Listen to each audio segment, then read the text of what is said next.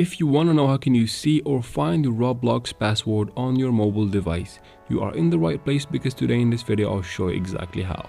Now if you try to do that from the app by of course opening the app and then waiting for it to load up, and then go to settings by tapping on this gear icon in the top right corner. Now scroll down and go find the settings right here, so tap on settings. Now if you go ahead and maybe tap on security, so let's go ahead and open security right here.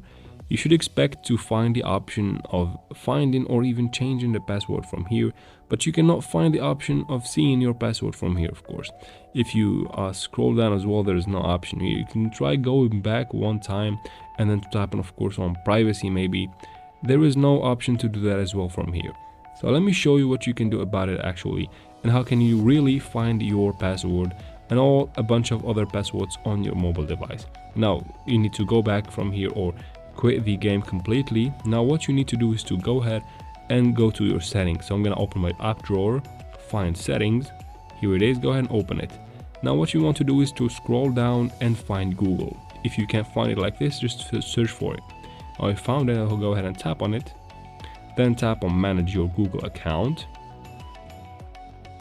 and then from here I swipe through these categories right here, right under my email, and then I go ahead and tap on security.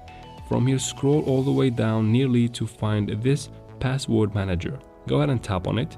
Now you'll find every password associated to your email. Go ahead and find Roblox. Now here is Roblox. Go ahead and tap on it to open it, of course. So I'm gonna tap on it right now. And then from here, all you need to do is to tap on this eye right next to your password to reveal it, and then you can see it from there. And that is it for this video, guys.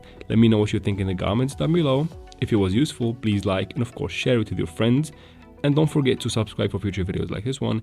It really does help me a lot. And thank you very much for watching again. See you in the next one.